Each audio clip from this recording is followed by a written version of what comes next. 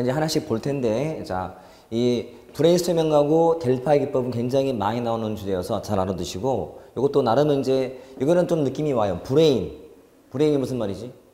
두뇌, 스토밍은 폭풍. 그래서 이거를 영어로 따지면 브레인스토밍인데, 브레인스토밍. 이렇게. 번역할 때는 집단 토의 또는 난상 토론이라고 해요, 보통. 응? 집단 토의, 난상 토론인데 어떤 거냐면, 자, 테이블에 얼굴을 맞대고 앉아요. 앉아서 토의하는 거예요. 자, 머릿속에 상상해 보세요. 이렇게. 거기에는 나름은 그 분야에 좀 아는 사람들이 모여서 토론을 하는 거예요. 얼굴 맞대고요. face to face라고 해요. 얼굴 맞대고 하는 토론. 정말 기발한 아이디어를 얻기 위한 기법이다 보니까 이 사람이 하는 말이 아무리 터무니없거나 말이 안 된다 하더라도 비판하거나 비방하거나 평가하면 안 돼. 그러니까 비방, 평가는 금지돼 있어요. 이 사람 말이 마음에 안 들면 어떻게 하면 될까요? 나는 그냥 내 의견을 말하면 될 뿐이에요. 이렇게. 그러니까 정말 자유분방하게 의견을 내는 거예요. 이렇게 토의하다가 이제 담당자가 이 안에서 나온 많은 안 중에서 그냥 선택하면 되는 거예요. 이게 브레인스토밍이다라고 불러요. 자, 면대면 토의 방식, 집단 토의 방식. 근데 문제가 있어요. 아무리 비판이 금지되어 있다 하더라도 얼굴 대고 하다 보니까 한계가 생기는 거예요. 이 사람이 이 분야의 최고 권위자예요. 또는 내 학교 스승님이에요. 그러면 이 스승님의 의견과 좀 반대되는 말하기가 좀 미안하잖아. 말을 못하게 돼요. 그러니까 성격이 좀 내성적이야. 말을 잘 안 하게 돼요. 주로 지켜만 보지 말을 잘 안 할 수 있다는 얘기지. 이게 한계점이에요. 일단은 이 집단 토의 기법에서의 제일 중요한 포인트는 뭐냐면 비판 금지됐다는 사실이. 비판은 금지되어 있다. 비판, 비방, 평가는 금지되어 있다. 이해되죠? 자, 그 사람의 말이 마음에 안 들거나 하게 되면 뭐 하면 된다고? 내 의견을 말하면 돼. 그러니까 그 사람의 아이디어 위에다가 내 아이디어를 올리면 돼요. 이거를 편성한다라고 하지. 편성기법이라고 불러요. 이게 브레인스토밍이다. 근데 아무리 조건이 있다 하더라도 한계가 있다 했잖아. 그래서 필요한 것이 델파이예요. 자, 델파이 기법도 델파이인데 가장 기본 개념이 뭐냐면 델파이 기법. 이거는 질문지 방식이에요. 질문지. 한마디로 질문지다. 그래서 그 분야의 전문가에 대해서 질문지나 설문지를 만들어서 질문지를 보내고 의견을 받아서 정리하는 거예요. 이게 델파의 기법이다. 자, 담당자가요, 그 분야의 전문가를 선정을 해서 미리 사전에 이제 동의를 구한 상태에서 질문지를 발송해요. 어떤 사안에 대한. 그럼 이 질문지에 대해서 답을 해서 보내와요. 발송해 와, 다시. 모아요. 자, 한 번이 아니고 모은 통계치와 질문을 더 추가해서 또 보내줘요. 또 보내주고. 이거 왔다 갔다 해요. 이 과정에 이제 어느 순간 갔더니 의견 차이가 많이 안 나고 대략 중간 정도의 의견이 생긴 거예요. 그러면 그걸로 결론 짓는 거예요. 그럼 이 과정에 서로 알아 몰라요? 모르죠. 이거를 익명성이다. 익명성. 즉 내가 하는 말에 대해서 상대방이 난지 몰라. 여러분 설문지 할 때 익명성을 보장할 때 어떤 장점이 있을까? 그렇죠. 솔직한 답을 한다는 얘기지. 눈치 볼 필요가 없으니까. 눈치가 보였잖아요. 그럴 필요 없이 솔직한 답을 하게 돼. 이게 일반 델파이예요. 일반 델파이. 그냥 말하는 델파이는 일반 또는 전통 델파이이고, 그러니까 전통 델파이는 끝까지 모르는 채 끝나는 거예요. 반면 정책 델파이는 조금 달라. 정책 델파이는 질문지를 보냈어요. 그다음에 받아요. 근데 이제는 뭐가 다르냐면 여기서는 평균값을 찾는 게 목적이야. 평균치. 이건 그게 아니고 오히려 의견 차이를 더 부각시켜요. 질문지를 받아봤더니 같은 정책에 대해서 이 사람은 그 정책의 효과가 매우 크다. 이 사람은 없다. 라고 나온 거예요. 나름은 그 분야의 전문가라는 사람들인데 의견이 달라요. 그때는 다시 보낼 때 차이 나는 의견을 더 부각시켜요.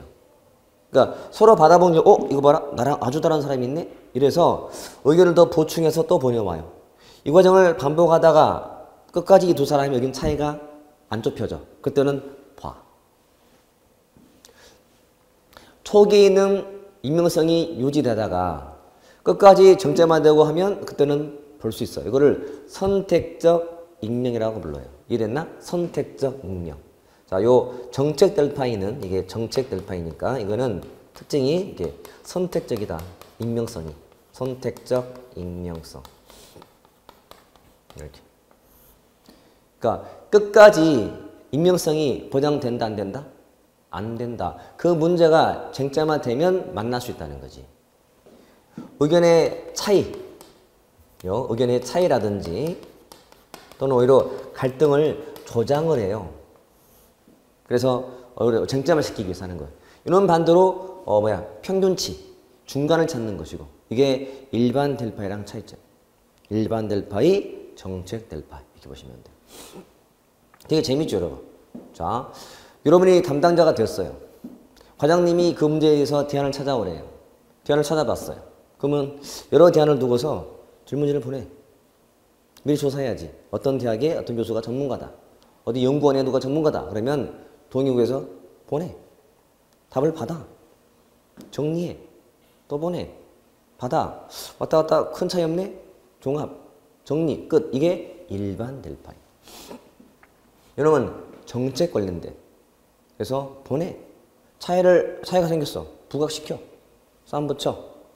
안 되면 와보세요. 이렇게. 자, 선택적 익명. 이렇게 보시면 돼요. 됐죠? 자, 나머지는 별거 없어요, 여러분. 이거는 이제 목차만 확인하면 돼요. 뭐, 시계열. 무슨 말이에요? 시계열. 이게 제일 많이 나오는 용어예요. 시간을 연결하면 돼. 타임 시리즈. 시간을 쭉 연결시키면 뒤가 연결돼. 뭐 그런 뜻이. 용어만 아시면 돼. 경향. 추세. 트렌드. 트렌드를 보면 보이거든, 뒤가. 연장. 이렇게. 투사해보고, 이거 보시면 되고.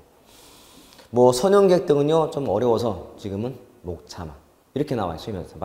다음 중 대안들의 결과 예측 또는 평가 방법 중 이론적 예측이 아닌 거 이렇게 물어봐. 그러면 이거 빼고 이 중에 답이 나오는 거지. 그러니까 분류는 시험에 나올 수 있다, 여러분. 구급일체라도 내용은 아니지만 이 분류가 나오기 때문에 분류는 반할 필요가 있죠. 자, 이렇게 해서 일단은 대안을 이제 평가, 탐색해봤던 거고 이제는 결정해봐야 돼. 자, 결정도 가장 많이 나오는 문제가 뭐냐면 결정하는 모형이에요. 모형. 결정 모형. 이제 저는 뭐 평생 이걸 해왔기 때문에 뭐 공부도 했고 가르치면서 많이 했기 때문에 어렵지가 않은데 오히려 이제 수험생들은 어렵다고 여겨요. 왜냐면 일단 용어가 낯설어. 합리 모형, 만족, 점증, 뭐 뒤에 보면은 뭐 혼합 주사, 최적, 쓰레기통, 뭐지? 자, 차근차근 가보자. 여러분이 이제 결정자예요. 과장이에요, 과장. 내가 이 정책을 결정할 때 뭘로 할까를 한번 상상해 보셔야 돼요. 그리고 단순하게 나열식의 내용도를 뭐 암기하는 게 아니고 여러분이 빙의가 돼야 돼. 내가 결정자를 하면 이렇게 할 건데, 나는 이렇게 한다. 방식이 다르거든요. 첫 번째가 합리 모형. 자, 우리가 합리성이라는 말은요, 첫 시간 때부터 계속 해오던 단어죠. 뜻이 뭐라고 풀면 돼, 합리성은? 이성에 합치한다? 쉽게 이성적이다. 자, 이성에 맞게 결정하는 모형. 그래서 고도의 합리성 또는 이성을 갖고 하는 결정이다. 참고로 합리성이라는 단어 속에는, 합리성 속에는 계산적임이 들어있다. 이것저것 따진다. 계산한다. 자, 합리라는 단어 속에는 경제 논리가 들어있다. 합리적 경제 논리. 그럼 같은 말이에요. 합리적, 경제적, 이기적, 계산적, 수리적 다 같은 말이에요. 따져보고 가장 큰 이익되는 걸 한다 뜻이. 이게 합리 모형이에요. 합리 모형. 자, 기본 가정은 뒤에 나오는 전지전능인 가정. 전지전능인 그럼 뭐가 떠오르나요? 신. 자, 전지전능인은 다 알고 모든 능력을 갖고 있어서 하는 결정이에요. 자, 어떤 비유냐면 볼게요. 이런 식이에요. 자, 내가 스마트폰을 하나 사려고 해요. 자, 한림형식의 가정은 어떤 거냐면 나는 모든 걸 다 알고 능력이 다 완벽해서 하는 결정. 그래서 전국에 있는 모든 핸드폰 시장을 다 뒤지는 거예요. 서울에 있는 그 수많은 매장을 다 뒤지고 그중에 또 모든 계종들을 비교하는 거야. 비교해서 가격 대비 성능을 다 비교해. 저기 제주도에 있는데 전국을 다 검토해서 모든 걸 다 비교한 다음에 가격 대비 성능 면에서 제일 좋은 거 사겠다는 가정이에요. 이게 합리 모형이에요. 자, 어떤 느낌이 드나요? 이상적이죠. 현실성은 좀 없어요. 현실은 제약이 많잖아요. 이게 합리 모형이에요. 자, 전지전능을 가정해서 이것저것 다 따진 다음에 하겠다. 이런 모형이죠. 이게 합리 모형. 어려운 거 없죠? 단어로 풀 수 있어요. 자, 왠지 모르게 경제적 합리성을 따질까 안 따질까? 따져. 경제적 합리성의 바탕을 둔 결정 모형이에요. 그러니까 그 이성이란 경제에 맞는 이성인 거지. 즉 가장 큰 효율성이 높은 게 결정하는 기준으로 보시면 돼. 근데 비판을 받아. 뭐라고? 너무 이상적이라고. 이게 합리 모형. 두 번째는 만족 모형. 자, 제한된 합리성에 근거했다. 제한된 합리성. 처음부터 인간의 인지 능력에는 또는 여러 가지 능력에는 한계 있음을 딱 전제하고 바운더를 그어. 바운더를 쳐. 그 안에서 만족하면 돼.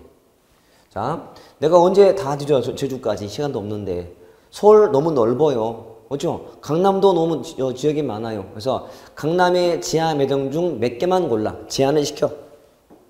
기종도 몇 개만 골라서 비교한 다음에 만족하면 돼. 최적은 아니야. 만족하면 돼. 가장 싼 게 10만 원. 가장 비싼 게 100만 원. 만약에 가장 싼 게 10만 원일 때는 이런 모형에서는 그게 가능하지만 다 따져봤기 때문에 근데 찾아봤더니 50만 원에 팔아.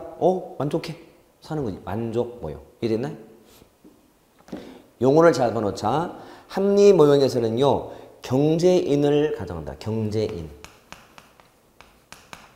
여러분 합리적 또는 경제 이런 단어가 나오면 늘 최적을 추구하는 사람. 최고를 따져. 최고. 비용의 극소 또는 최소. 이유는 극대 최대가 경제이면 행정인은 최적이 아니고 그냥 나쁘지 않으면 돼. 자, 이게 최고를 찾는 거예요. 비용은 최저, 이익은 최고를. 근데 행정인은 이 정도? 그러니까 나쁘지만 않으면 돼요. 이게 행정인이야, 행정인. 만족 모형에서는 비교되는 단어가 행정인인데 앞으로 쓸 단어이기 때문에 이렇게. 행정인은 그냥 나쁘지 않으면 되는 정도에서 결정한다. 이렇게 보시면 돼. 행정인. 늘 비교되는 단어. 응? 경제인, 행정인 이렇게. 이게 만족 모형. 당연히 이제 비판을 받지. 너무 만족의 기준이 애매하지 않냐. 너무 주관적이지 않냐. 당연한 얘기지, 여러분. 특징을 보면 단점은 당연한 거예요, 여러분. 만족하면 된다. 만족의 기준이 뭔데? 주관적이다. 비판. 너무 이성적이다. 보면 나오잖아요. 한계로 지적하는 거예요. 자, 그래서 점정은 또 달라. 점정 모형. 점정이 무슨 말이죠? 점점 증가하는. 인크리멘탈 모델. 자, 점정 모형은 점점 증가한다는 게 의미가 뭐냐면 해왔던 정책을 바탕으로 좀만 추가하는 방식이에요. 있는 걸 바탕으로 좀만 증가시킨다. 자, 종래의 결정에 대해서 부분적으로만 고치고 주로 늘려가는 방식이에요.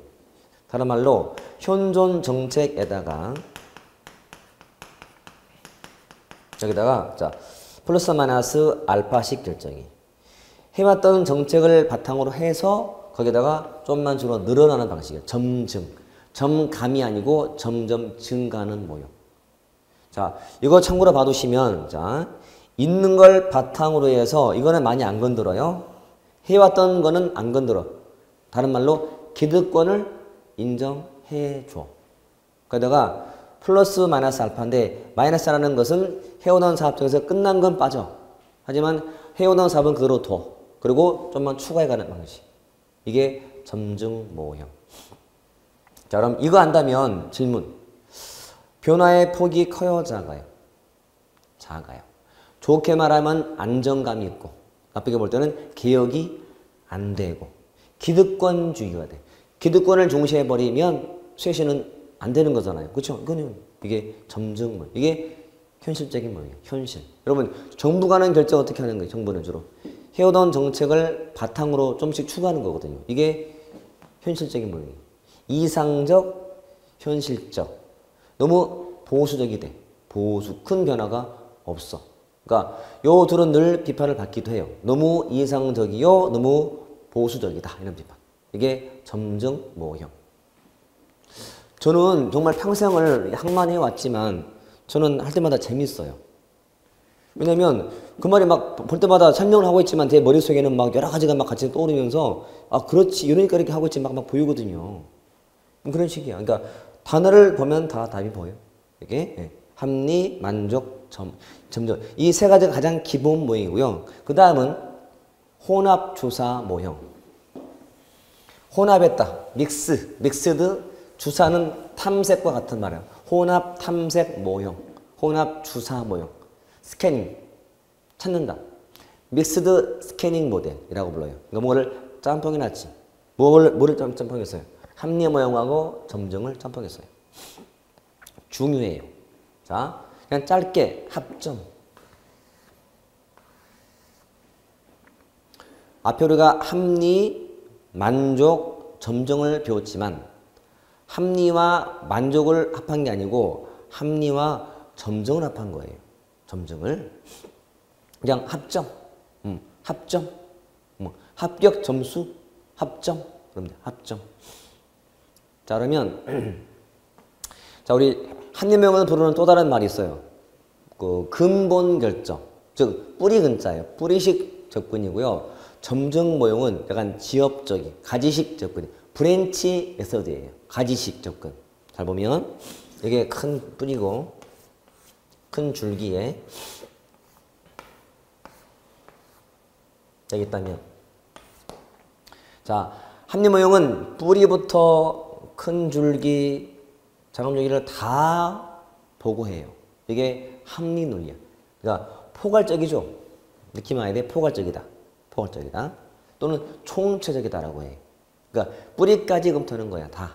근데 점증은 있는 건 안 건드려요. 여기다가 이게 가지만 쳐가. 이런 방식이에요. 그러니까 점점 늘어나는 거지. 근본 약간 좀 작아. 세부. 아, 그래서 근본 결정은 요거 따르고 세부는 점증 따르고 이런 거예요.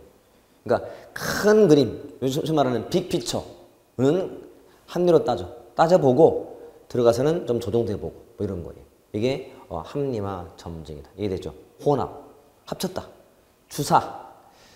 주사가 술 먹고 말만 한 게 아니고 탐색, 스캐닝, 스캔, 쫙지, 스캔. 믹스해서 스캔해요. 이게 혼합 주사예요. 자, 요거 알면은 한계는 당연해요. 뭐가 근본 결정인지, 뭐가 세부 결정인지가 구분이 어려울 수 있다. 두 번째, 이론적 독창성이 없다. 두 개를 합했으니까. 이런 비판을 받는 건 당연하지. 합친 모형인데. 자, 좀 다른 예를 든다면, 제가 이제 그 범위를 수정할게요, 범위를. 자, 이 영역을 내가 지금 탐색을 해야 돼요, 지금. 그런데 만약에 합리모형이라면 이 지역이 있겠어요. 자, 합리모형은 어떻게 하는 거예요? 전 영역을 샅샅이 다 뒤지는 거예요. 좀 감이 오나요? 이게 합리모형이에요. 근본, 포괄적인 거예요. 점증이라는 것은 뭐 해왔던 그동안 좀 봐왔던 것은 검토 안 하고 대충 하고 몇 군데만 대략 하는 거예요. 이게 점증식이라면 자, 혼합주사는 전체를 보긴 보는데 대충 보다가 전체를 보는데 자세히 말고 대충 보다가 이 지역이 수상해. 이 지역은 상세히 보는 거예요. 큰 전체를 대충 살펴보다가 저기 수상해. 한정된 곳은 자세히 보는 방법. 이거죠. 이게 혼합의 의미죠. 혼합. 이게 되죠. 우리가 공부할 때 혼합 주사식 공부는 뭐냐면 책 전체를 놓고 쭉 보긴 봐. 모든 주제를 보긴 보는데, 이거 중요하지? 자세히. 또 보다가, 가다가, 또 자세히 보다가. 이런 방식. 이게 혼합 주사 방식. 이렇게 보시면 돼. 됐지? 혼합 주사. 합정. 근본, 세부. 끝. 자, 최적 모형. 옵티멀 모델. 최적을 추구하는데 그것도 합리 모형을 바탕으로 해요. 둘 다 봤더니 합리가 바탕이 돼 있죠, 일단. 여기다가 초합리성을 추구했다. 초합리성. 무슨 말이지, 초합리성이? 합리성을 초월했다. 여러분, 이성을 초월한 게 뭘까요? 이성을 초월했다. 감각이야, 감각. 느낌, 직관 같은 거, 판단 같은 거, 영감 같은 거예요. 자, 여러분, 자, 총을 누가 빵 쐈어, 앞에서. 빵 쐈어. 자, 합리 모형에 따르면 어떻게 대응하냐면, 합리 모형은 계산해야 돼. 각도가 몇 도고, 어느 속도가 얼마고, 이게 합리식 계산법이야. 그러면 죽어. 우리는 보통 본능적으로 누가 빵 하면, 이게 초합리야. 느낌 같은 거거든. 감각 같은 걸 보시면 돼. 내가 해왔던 경험 같은 걸 바탕으로 하는 거지. 왠지, 이게 직관이지. 직관, 초합리성. 내가, 경마장에 가서 돈을 좀 벌려고 해요. 경마장 가서. 지금 제가 앞에 다 같이 해볼게요. 합리, 만족, 점증, 혼합, 최적을 다 해드릴 테니까 한번 답해보세요. 내가 이번에 과천에 가서 경마장에 재산을 걸려고, 돈을 걸려고 해요. 근데 내가 일주일 동안 출전 예상 마들을 내가 하나하나 다 검토해서 그 말이 달릴 수 있는 여건, 환경도 다 검토해봤어요. 날이 좋을 때, 오전에 뛸 때, 저녁에 뛸 때 다 해봤어요. 그러고 난 다음에 A라는 말한테 내가 돈을 걸겠다. 그때 돈을 제일 많이 벌어. 이게 무슨 모형이에요? 그렇지. 합리 모형이.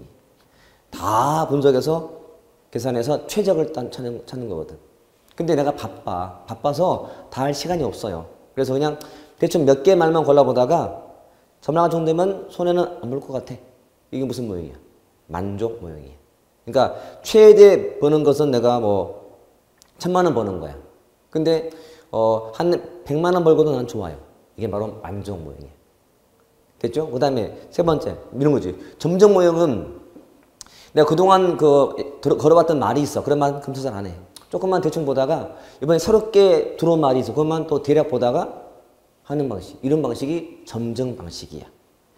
얘는 거기엔 출전말을 다 보긴 봐. 100마리야. 다 보다가 이놈이 좀 눈에 띄네? 그러면 자세히 보는 거지. 이게 혼합주사. 전체를 대충 보다가 몇 개는 자세히 보는 것. 혼합주사예요. 최적은 뭐냐면 내가 나름은 일주일 내내 분석했어요. 근데 내가 그래서 나름 100마리 중에서 C하고 D 말이 일단 마음이 있었어요. 그래서 가서 보는데 왠지 그날따라 날이가 흐린 날이었거든. 근데 이 F라는 말이 지나가다 보니까 나를 보더니 윙크를 것 같아. 뭐 느낌이 좋아. 제가 오늘 왠지 느낌이 내가 그동안 경험상 비가 오는 날은 저런 말도 잘할 것 같아. 그래서 걔한테 돈 걸 때 이게 최적 모형이 되는 거지. 지금 다 구분이 되고 있죠, 지금. 그러니까 결정자들은 결정하는 방식이 다 다른 거예요. 어떤 사람들은 순수하게 계산적으로만 하는 사람이 있고 최적을 찾는 차원에서 어떤 사람은 그냥 나쁘지 않으면 되는 사람도 있고 어떤 사람은 합쳐보기도 하고 누구는 직관을 더 믿어보기도 하고 뭐 이런 거지. 이게 다 최종 모형, 다 모형의 특징이 다 있다는 거예요. 단어가 답을 줘요. 항상 저는 공부할 때 우리가 단어로 풀어요. 단어로 풀어놓으면 절대 안 까먹거든. 이렇게 확인하면 되고. 그 다음에 쓰레기통 모형은 쓰레기통이라는 말이 나와서 쓰레기통. 그 많은 말 중에서 왜 쓰레기통일까? 쓰레기통. 가비지 캔. 자, 이게 쓰레기통이야. 자, 쓰레기통에는 뭐가 들어있지? 쓰레기가 들어있지 뭐. 그럼 쓰레기들은 이런 쓰레기도 있고 이런 쓰레기도 있고 이런 쓰레기도 있고 참 여러 가지 쓰레기가 있단 말이에요. 자, 이런 쓰레기통에 있는 쓰레기들은 질서가 있어 없어요? 질서가 없는 상태에서 뒤죽박죽 엉켜 있는 거예요, 지금. 여러 가지 쓰레기가 그 통에 우연히 모여 있는 것처럼 정책 결정도 정말 우연하게 결정이 된다는 거예요. 자, 담배꽁초, 빈 캔, 빈 휴지, 과일 껍데기가 서로 계획을 짜서 모여 있나요? 아니야. 우연히 거기에 들어있는 거예요. 이렇듯이 결정도 필요한 몇 가지 요소가 있는데 요소가 우연히 만나서 결정된다. 이런 모형이야. 굉장히 불확실하고 불합리한 상황을 설명하기 위해서 만든 말이 쓰레기통이라는 뜻이에요. 이제 쓰레기통. 질서 없고 무질서. 그다음에 쓰레기통에 쓰레기가 우연히 모여 있듯이 결정에 필요한 요소들도 우연히 만나서 결정된다. 그런 모형. 굉장히 불확실, 불합리한 의미. 이게 쓰레기통입니다. 그래서 참고로 결정에 필요한 요소를 4개를 들어요. 이게 뭐냐면 문제의 흐름이 있어야 돼. 문제의 흐름. 그리고 해결책의 흐름.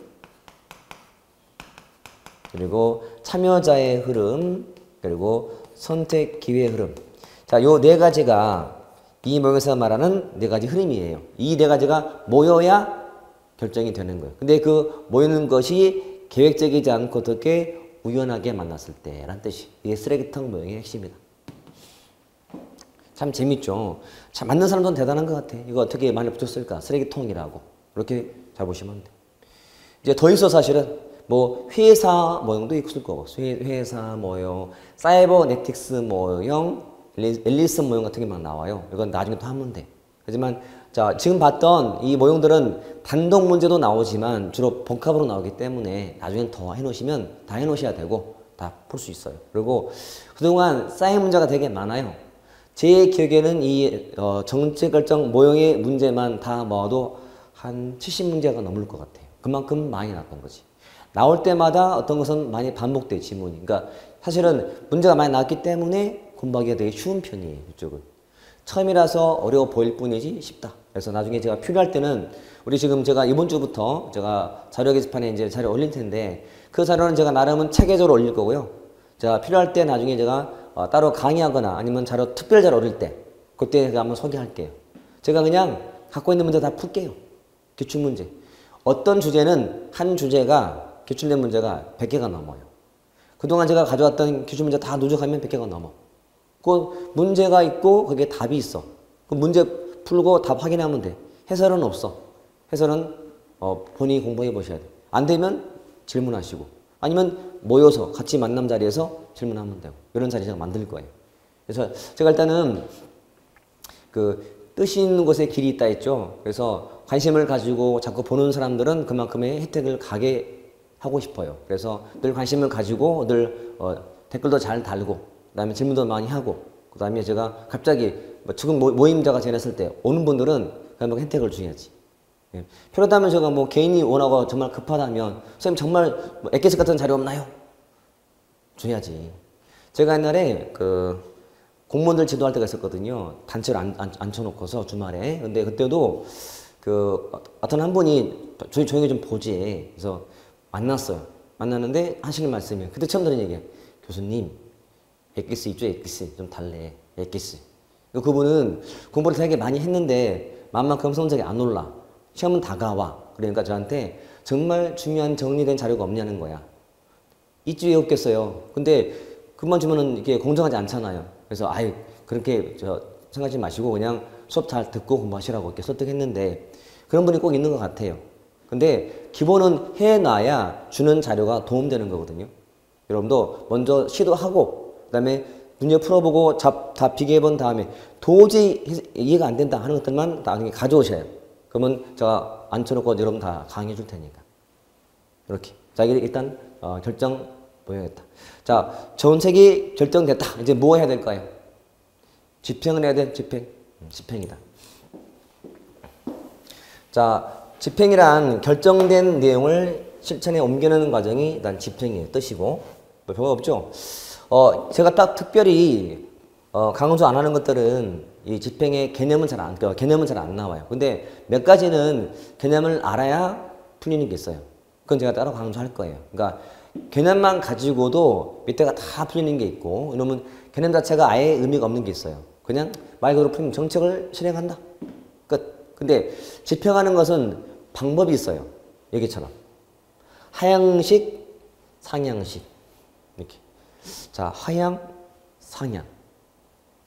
느낌을 오늘 좀 위에서 아래로, 아래에서 위로, 탑, 다운, 바텀, 업 이런 식이에요.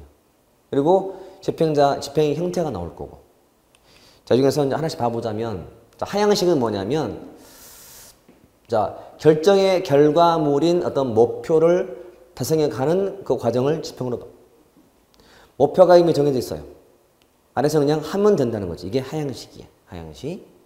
상향은 아래서 올라가는 거니까 일선에 있는 관료 입장에서 지평을 보는 거예요. 자, 접근하는 방식이라는 것은 접근하는 방법.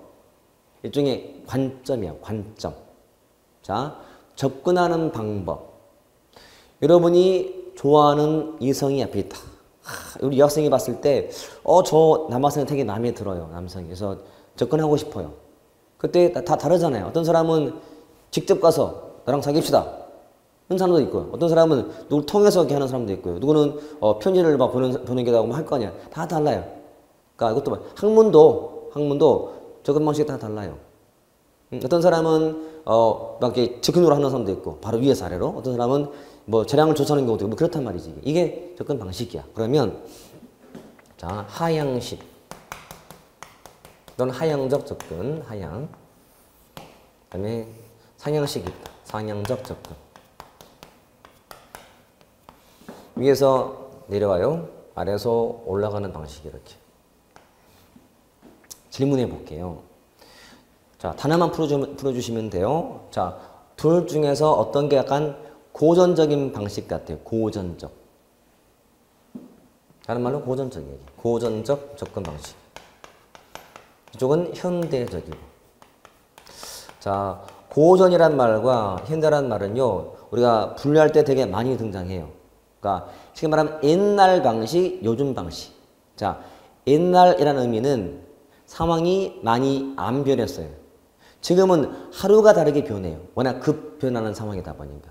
자, 과거는 예측성이 높았기 때문에 위에서 시키면 그대로 하면 되는 시대였단 말이지. 그래서 시키면 되는 거였어요. 근데 현대란 워낙 급변하기 때문에 현장에 없으면 모르는 게 되게 많아. 그래서 현장에 있는 사람한테 맡기는 거예요.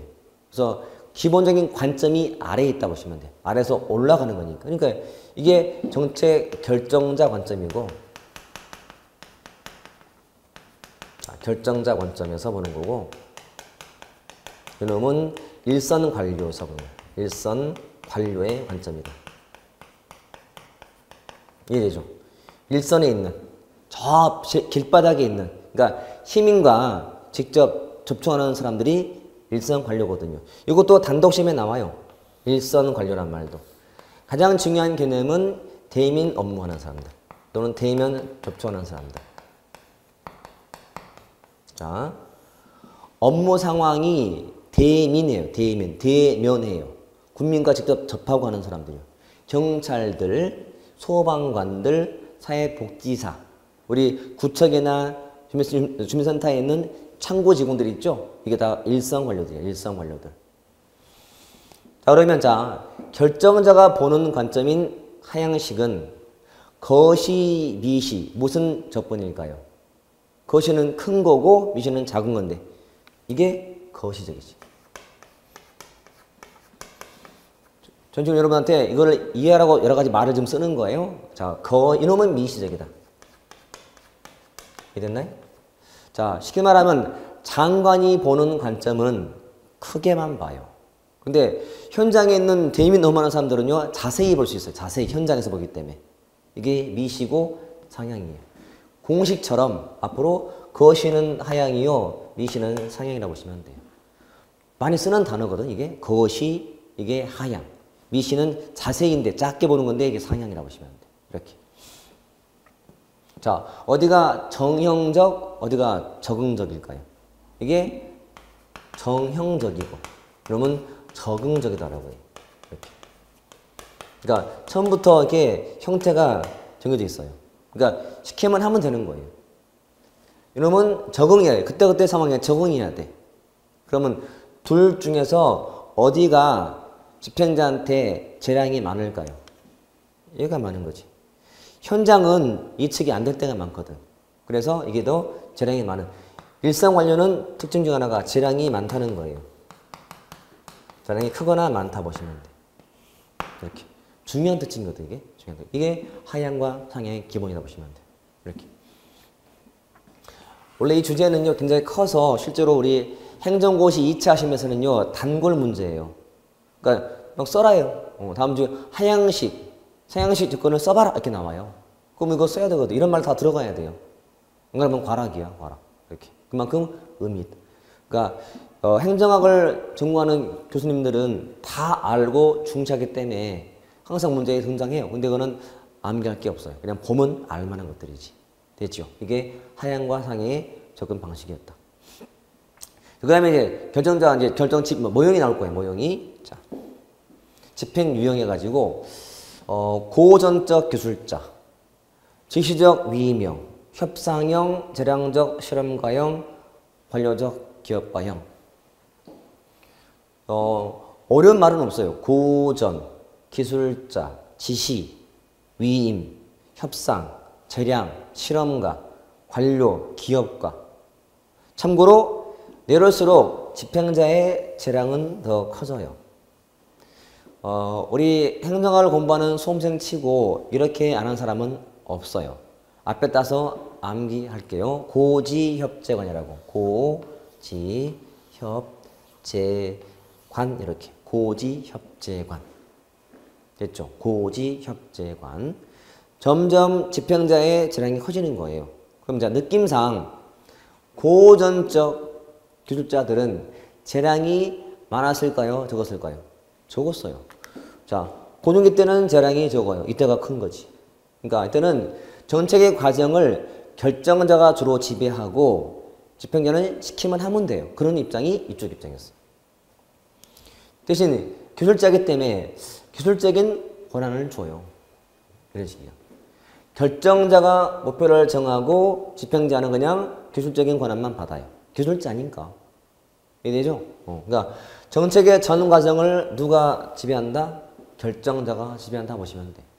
그러니까 대략적인 전반의 지배는 결정자고 집행자는 제한된 범위 내에서만 하는 사람이라고 보시면 돼. 두 번째는 자, 점점 재량 커져요. 지시적 위임이야. 위임을 주는데 얘보다는 좀 더 많은 권한을 위임을 줘요. 이게 지시적 위임이다. 그래서 더 많은 재량을 준다. 그래서 어떤 게 있냐면 참고로 행정적 재량, 행정적, 협상적 원래 있던 자, 기술적인 재량을 준다. 자, 문제 풀 때는 이런 단어가 보이면 그냥 지시적 위임으로 가시면 돼요. 나라면 의미 있는 단어니까. 고지, 지시적 위임형이라고 보시면 돼요. 세 번째, 협상형은 협상을 해요. 누가 해요?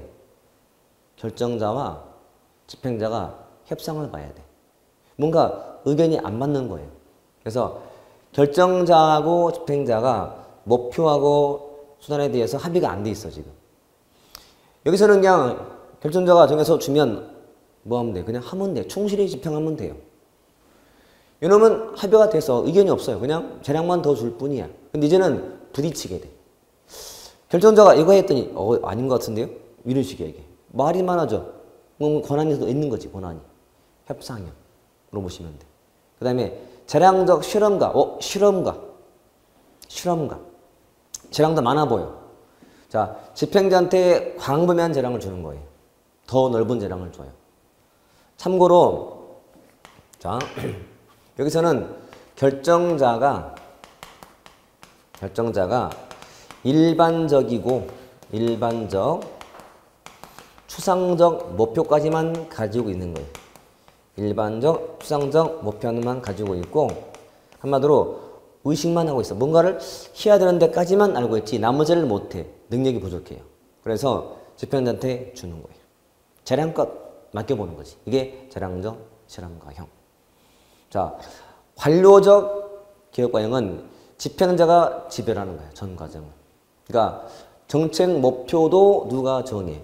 집행자가. 그 수단도 누가 정해? 집행자가 정해서 집행자가 전 과정을 지배한다고 해요. 이게 고지협재관이에요. 이게 문제란 게 흐름이 있거든요. 흐름이. 그래서 이게 한때 굉장히 많이 나왔던 문제였어요. 근데 지금은 좀 종류가 떨어져 있어요. 그래서 이거는 나온다면 포인트가 필요해요. 시험 나올 때는 박스를 줘요. 다음 중 아래에 해당하는 건 뭐냐 물어본다면 요 고지협재관으로 골라가면 되는데 그때 필요한 단어가 다 이만큼 들어있는 거지 이게. 이제 좀 더 이게 구체화가 되면 결정자와 집행자의 권한을 비교해서 따져봐야 돼. 결정자가 목표, 설정, 수단, 선택 다 해주고 이렇게 막 구분되거든요. 자, 이 상태에서 보자면 이게 이제 결정자, 이게 집행자예요. 자, 둘 간의 역할 비교예요. 이때는 얘가 목표 정해줘, 수단 정해줘. 그러면 얘는 충실히 집행하면 돼요. 결정자의 의도만 쫓아가면 돼. 그 다음에 여기 봐서는 결정자가 목표도 정하고 수단도 정해주는데 집행하는 사람이 이견이 없어. 즉 동의하는 상태야. 예, 알겠습니다 라고 해. 그러니까 이견이 없어요. 단지 재량만 늘어났어. 여기 봐서는 마찬가지로 결정자가 목표와 수단을 정했는데 집행자가 이견을 내. 아닌데요 라고 동의하지 않아요. 자, 동의를 안 해서 뭐 하는 거예요? 협상하는 거지. 목표와 수단 놓고 협상해 봐야 돼. 이런 뜻이고. 여기서는 결정자가 일반적, 추상적 목표까지만 해. 자, 추상적 반대가 뭐죠? 구체적. 따라서 여기서는 집행자한테 구체적 목표까지도 맡겨. 그러면서 뭐라고? 광범위한 재량을 주는 거예요. 이렇게. 마지막에 여기서는 결정자 하는 게 없어요. 집행자가 목표도 직접 정하고 수단도 직접 정하는 거예요. 집행자가 다 지배하는 거지. 이런 식이거든요. 이건 이제 더 가만히 공부하셔야 돼. 근데 지금은 적어도 고지협재관만 알아둔다라도 큰 힘이 돼 나중에는. 그리고 사실 이게 포인트에 다예요. 제가 이제 간단하게 한다고 했지만 하다 보니까 다 했지만 이게 구분될 수 있거든. 점점 내려올 때마다 뭔가 확장해야 돼. 집행의 재량이. 이렇게 공부하시면 돼. 이게 집행이었다. 자, 정책 과정은 총 몇 단계? 총 4단계. 정책 의제 설정, 정책 결정, 정책 집행, 정책 평가인데 세 번째 집행을 본 거지. 집행은 포인트가 보통 2가지. 집행에 접근하는 방법, 하향, 상향. 그리고 집행 유형 이렇게. 나머지는 더 쉽거든요. 여기까지 됐죠? 자, 쉬었다가 평가를 한번 보도록 하겠습니다.